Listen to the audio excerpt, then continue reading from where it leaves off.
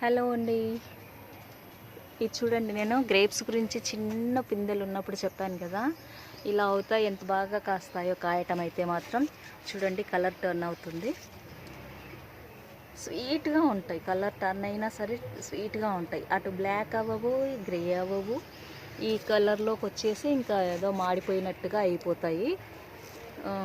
బాగుంటుంది, టేస్ట్ అయితే స్వీట్గా ఉంటాయి కాయలు, కానీ అలా అవుతాయి, కలర్ అయితే అలా అవుతాయి అన్నమాట.